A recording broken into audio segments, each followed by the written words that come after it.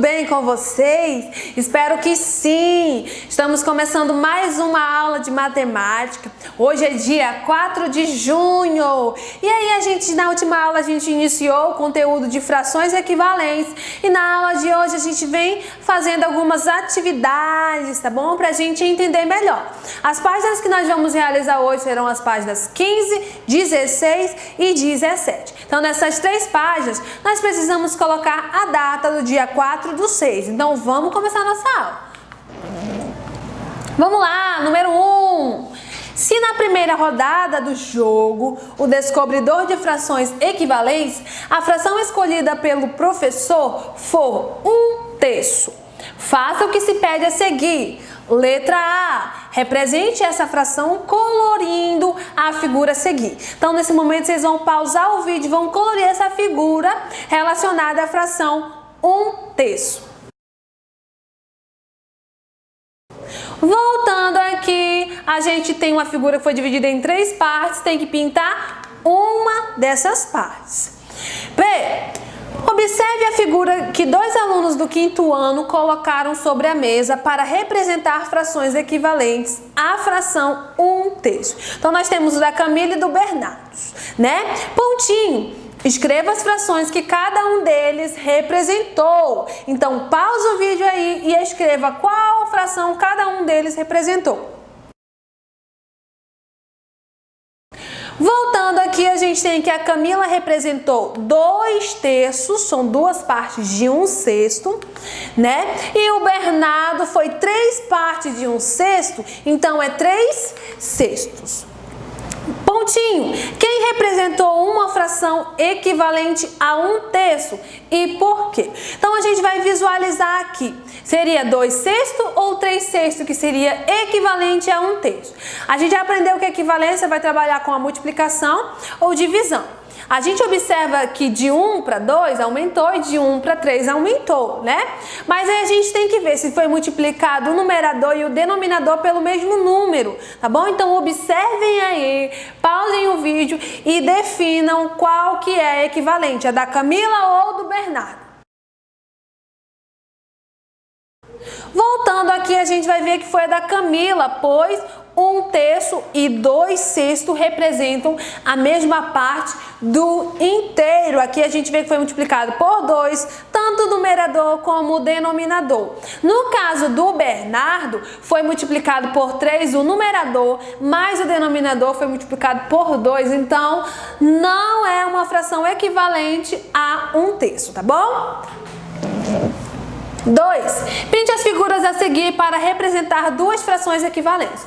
Então, é o seguinte, essa é pessoal, tá bom? Cada um faz do jeito que achar melhor, mas lembrando, precisam ser representação de frações equivalentes.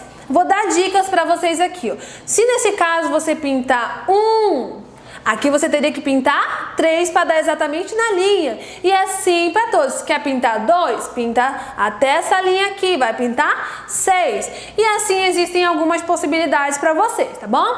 Escreva as frações equivalentes que você representou, é pessoal, mas eu trouxe alguns exemplos para vocês, ó. 1/4, que era pintar uma dessas 4, e 3/12, pintar 3 das 12. E tem as outras aqui para vocês observarem, tá bom?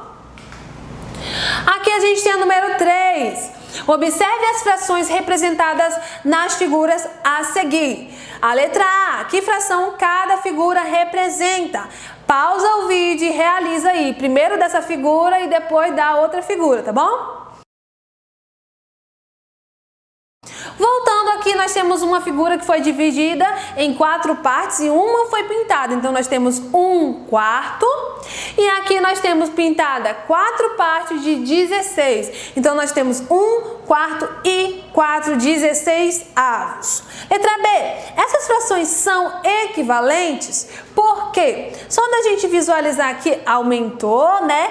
E foi multiplicado por algum número, multiplicado por 4. E aí, quando a gente também visualiza aqui na imagem, elas representam a mesma parte do inteiro. Bom? Sim, pois representam a mesma parte do inteiro. 4. Escreva as frações equivalentes representadas em cada item. A letra A eu vou fazer com vocês e as demais vocês vão pausar o vídeo e vão realizar, tá bom? Nós temos aqui, dessa primeira, nós temos 2 de 3, tá bom? 2 terços. Aqui na segunda, a gente tem, ó, 1, 2, 3, 4. 4 de 6, tá bom? As demais façam aí. Voltando aqui, nós vamos ter dessa primeira 4 dozeavos e 1 terço. Nós vamos ter nessa primeira aqui 3 quartos e aqui nós vamos ter 6 oitavos. Aqui nessa aqui a gente tem 12 16 avos e 3 quartos. Vamos vir concluindo a nossa aula de hoje, onde a gente trabalhou a representação de frações tanto numericamente como através de figuras, observando que para ser fração equivalente, nós precisamos ter um inteiro, né, 2 inteiros ou mais, que possuem o mesmo tamanho, podem sim ser divididas em partes diferentes, porém precisam ser coloridas aí pelo mesmo tamanhozinho, tá bom? E aí, na próxima aula, a gente vem continuando atividades relacionadas a frações equivalentes. Até amanhã!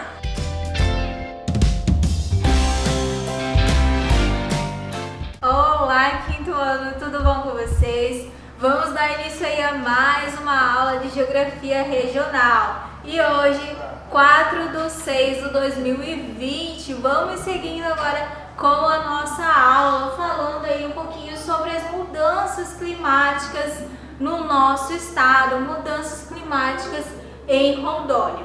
Olha só, lá na página 21 eu coloquei para vocês o texto, ok? Na página 23 eu deixei a correção aí para vocês, bem fácil, né? Essa correção aí, falando sobre os tipos florestais que nós temos no nosso estado, floresta equatorial amazônica e cerrado também. Na questão 2, no número 2, ele está falando assim sobre a questão do nível de a floresta equatorial amazônica. Ela ocupa uma área muito maior do que a do cerrado. Então nós temos sim uma área bem maior que a floresta equatorial amazônica, mais do que o cerrado. Então é só vocês fazendo a releitura do texto anterior, olharem no mapa lá que vocês vão encontrar a resposta, ok? Isso daqui foi o que nós vimos durante as nossas aulas anteriores, né? Falando sobre o clima do nosso estado. Qual é o clima do nosso estado? Equatorial úmido ou quente e úmido também. Vimos as características aí. Temos também o clima tropical, que é um clima onde ele incide aonde? Basicamente no sul, no cone sul do nosso estado, certinho? Sobre a vegetação também, né? Outra característica aí sobre a vegetação do nosso estado aí, onde o clima ele vai interferir um pouquinho sobre a vegetação do nosso estado. E outras características também, os tipos de vegetação que se concentra aí, floresta equatorial amazônica e o cerrado é o que predomina no nosso estado, certinho? Algumas fotografias também que eu apresentei para vocês, bioma do cerrado, mata de várzea, mata de igapó também foi algumas das características que nós vimos na aula anterior. Agora sim, vamos à nossa atividade de hoje. Vamos lá, eu vou ler esse texto. Esse texto está na página 21 do livro de vocês. E aí eu quero que vocês me façam uma atividade para a próxima aula. Vamos lá. Em Rondônia, as chuvas têm diminuído com o passar do tempo, devido às grandes irregularidades do clima. Caso essa tendência permaneça, teremos grandes problemas no equilíbrio ecológico regional, pois a atmosfera em nosso estado está cada vez menos úmida. Alguns estudos relacionados ao clima nos últimos 50 anos, realizados pelo Instituto Nacional de Meteorologia, INMET, indicam que as temperaturas médias tem aumentado, ou seja, os climas presentes em Rondônia estão cada vez mais quentes. Então, o que o texto está falando, professora? Sobre a mudança climática no nosso estado. Peraí, professora, mas a senhora falou que clima não muda. Tem uma diferença, né? Entre tempo e clima. O que é o tempo? O tempo, ele varia de dias, meses e semanas. Por exemplo, hoje de manhã o tempo estava chuvoso, vamos dizer assim, que estava chovendo. Agora à tarde está ensolarado, está um sol. Isso é o tempo. Vamos dizer então sobre o clima, um exemplo do clima. Qual é o clima da região norte? Quente e úmido. Qual é o clima do sul? É um clima frio. Então a diferença aí dos dois, entre tempo e clima. O clima, ele pode mudar? Bom, ele não muda, mas ele pode variar. Ou seja, o que acontece? Ele pode ocorrer mudanças, como está acontecendo, por exemplo, no nosso estado. Você percebe que os dias eles estão ficando cada vez mais quentes? Então, essa é uma mudança climática aí que está acontecendo no nosso estado. Está ficando mais quente, né? A cada dia mais quente. Mas por qual motivo? Por que será que está acontecendo isso? Por que eu estou percebendo que os dias estão se passando e está ficando mais quente? Bom, devido que às grandes queimadas que está acontecendo, devido também à questão das pastagens, né? As pessoas vão desmatando para criarem pastagem, derrubada de árvores.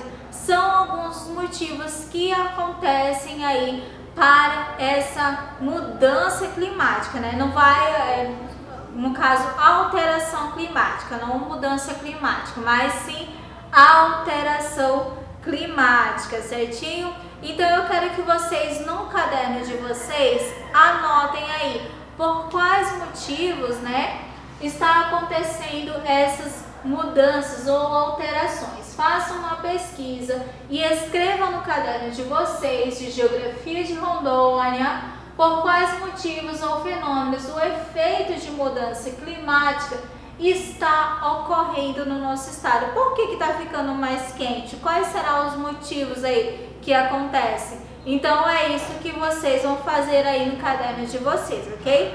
Nas próximas aulas eu vou pontuar algumas dessas questões a mais para vocês. Então, muito obrigado e até a próxima aula.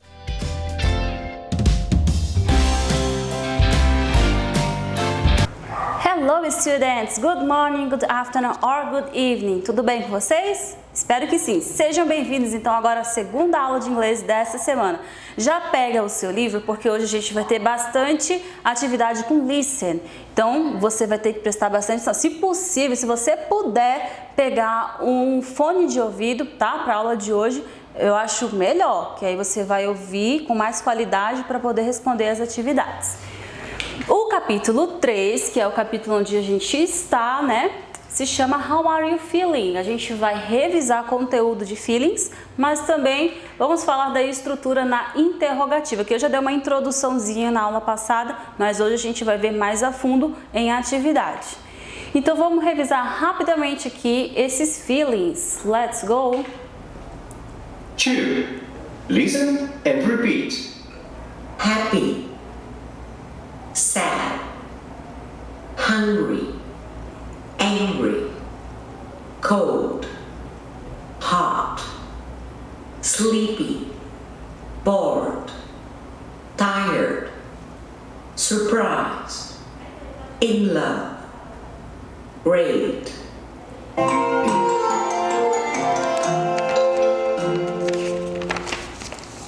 Então, lá na página 35, que é para onde a gente vai agora, é uma atividade de listen. Vocês aí que já revisaram os feelings devem saber qual o sentimento, pelo menos em português, o que essas pessoas estão sentindo, né? Dando uma olhadinha no livro de vocês, dá para ver muito melhor, mais nítido, tá bom?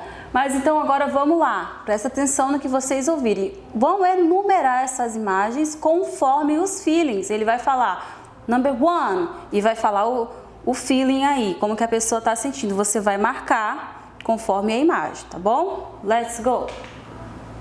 3.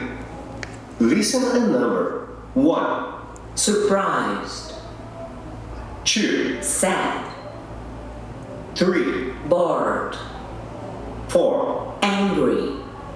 5, Cold. 6, Sleepy. 7, Hungry. 8, Happy. 9, Hot.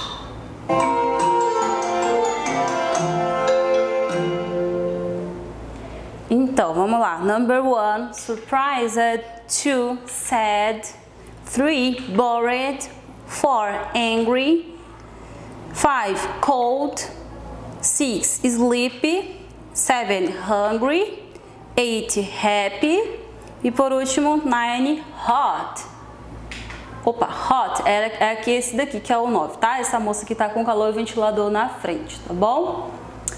Então, vamos agora para página seguinte, que é uma música, tá bom? Eu sei que vocês do 5º ano já ouviram ela, tenho certeza. É uma música que eu tô acostumada a cantar aí com os meus alunos da educação infantil, mas não tem problema, porque que é interessante isso, né? Desde a educação infantil, a gente já vai familiarizando as criancinhas com os feelings, a demonstrar os sentimentos, a saber o que é. Na minha aula com eles, eu pergunto, e aí, como é que vocês estão? Vocês estão happy? Vocês estão sad?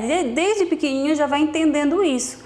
Então, assim, para fins agora de escrita, tá? Agora vocês estão conhecendo a escrita, coisa que a educação infantil ainda não sabe. Vocês vão ter a oportunidade de ver a letra dessa música. E o exercício diz assim, ouça e complete a letra da canção. Então, vamos lá? Let's go! listen to the song and fill in the blanks. If you're happy and you know it.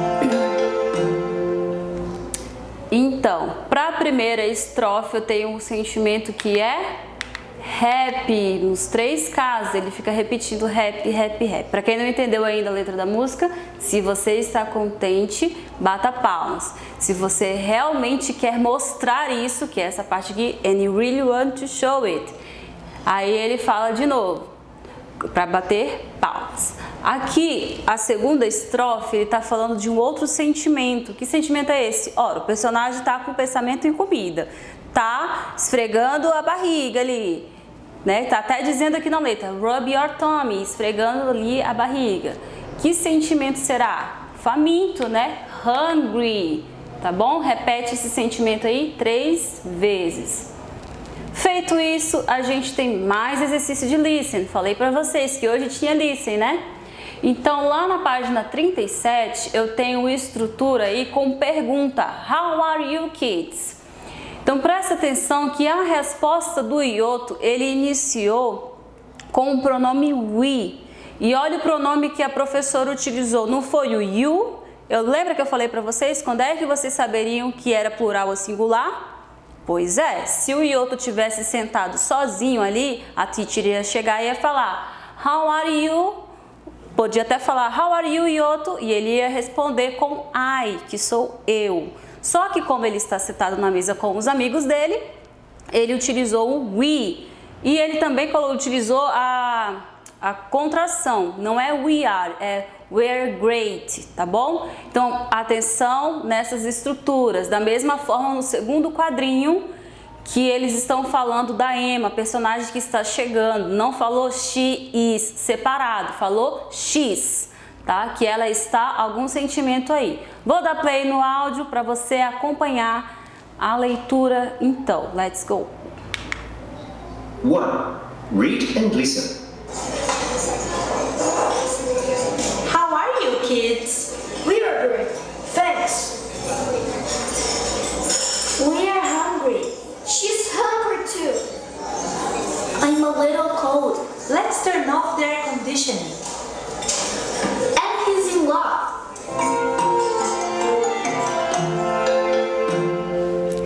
Então, deixa eu só fazer uma pequena correção. Eu falei que era uma teacher, né? Mas ela é aí, no caso, garçonete. Ela tá com a comanda na mão para anotar os pedidos deles, tá bom? Mas é só essa observação. O resto permanece com relação às estruturas.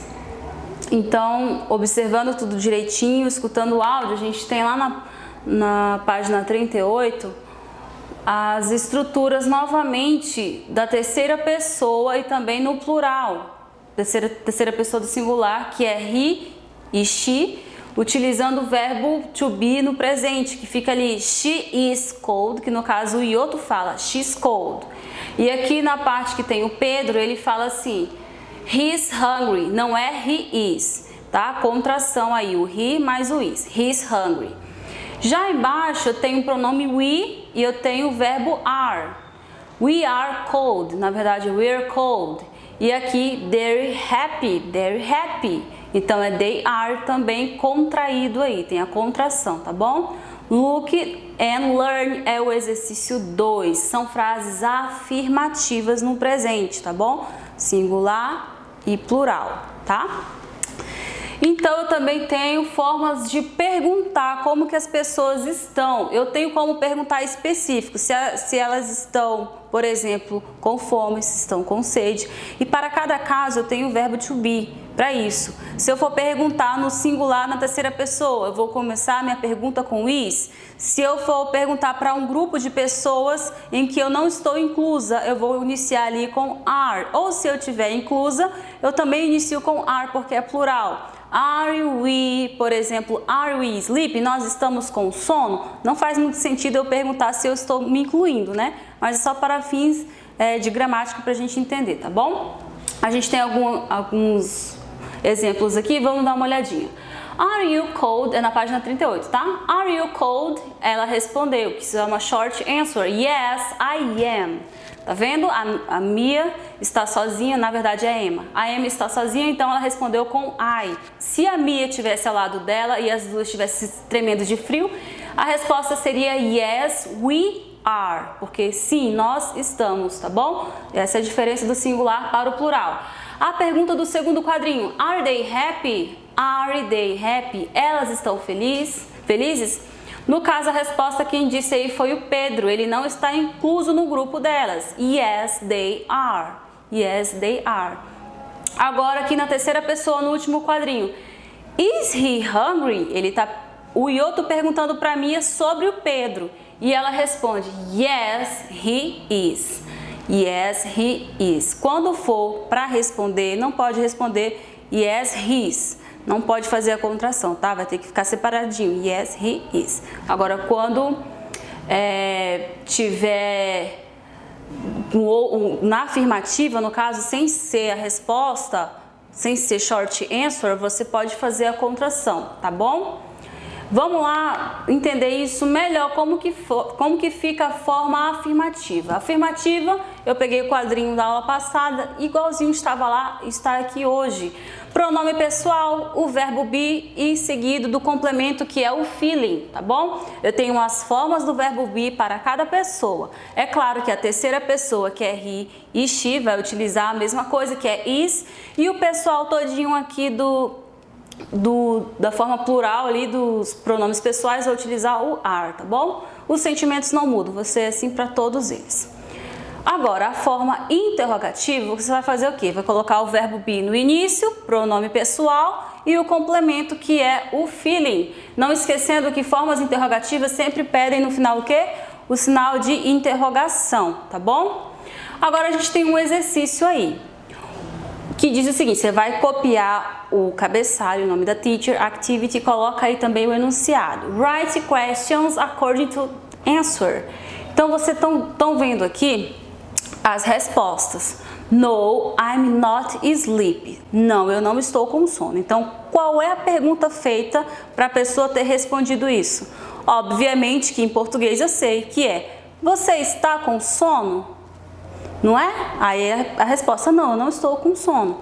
Mas isso em inglês fica como uma outra estrutura. Copia direitinho aí essa atividade, responde que a teacher já vem com a correção.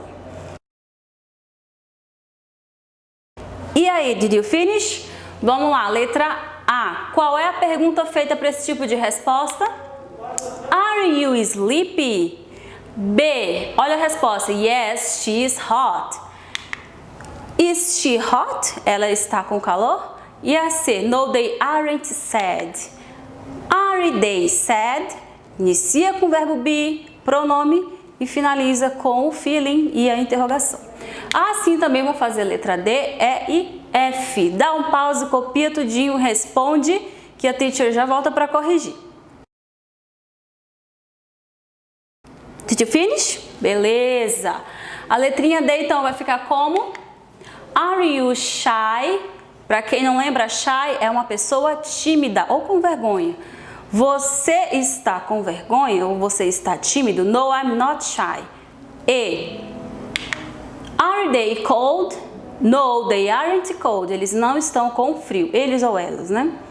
E F. Are you happy? Vocês estão felizes? Como que eu sei que é vocês? Porque a resposta aqui é are, tá bom? É nós. Sim, nós estamos felizes. Ok? Só para lembrar também que o feeling não tem flexão, não vai para o plural. Eu não modifico ele com S. No português ficaria: sim, nós estamos felizes. No inglês eu não modifico. Vai ser happy para uma pessoa, happy para duas, para três. Sempre vai ser essa forma, happy, tá bom? E assim a gente finaliza a nossa aula de hoje, galera. A gente se vê na próxima aula. Se você ficou com dúvida, entre em contato que a gente vai dar um jeitinho de tirar essa dúvida então. Bye, bye!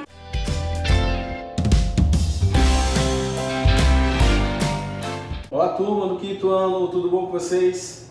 Professor Edson Júnior aqui na nossa aula de língua portuguesa, hoje dia 4/6.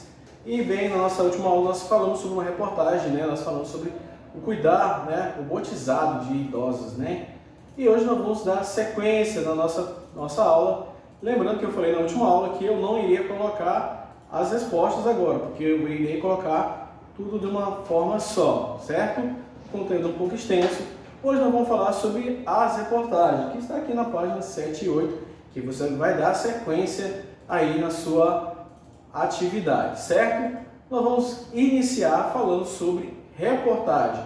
Vemos isso quase todos os dias, né? Os que costumam assistir, né? Às vezes tem algumas entrevistas, tanto em redes sociais como no YouTube, mas também nós vamos encontrar também, né, em jornais. Mas vamos ver aqui uma definição sobre o que é reportagem. Vamos lá? Vamos começar a nossa aula.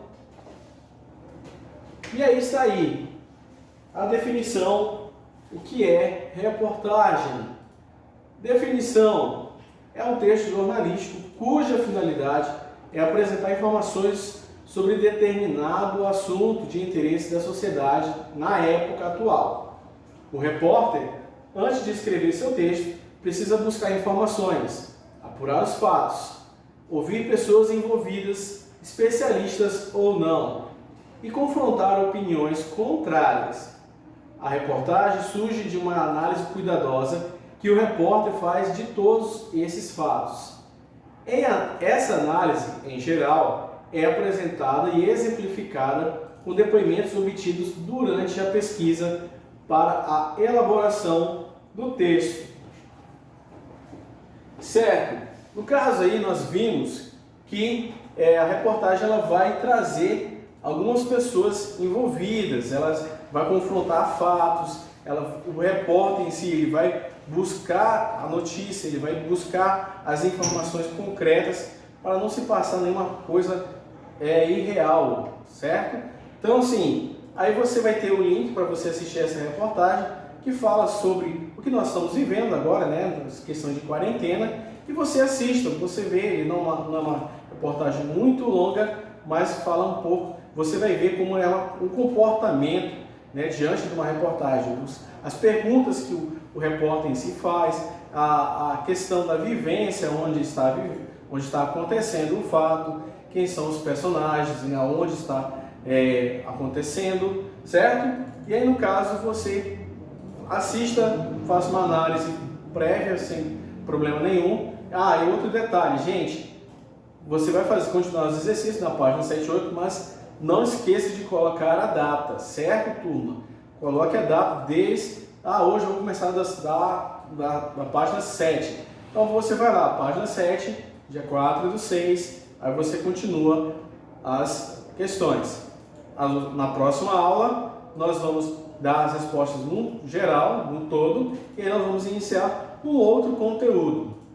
Beleza, turma? Essa é a minha aula de hoje. Nós falamos sobre a definição da questão da reportagem e nós vamos encerrando por aqui, certo? Se cuide, se previna, brinque bastante, mas estude. O conhecimento, ele é para todo sempre, certo? Um abraço virtual do seu professor. Até a próxima!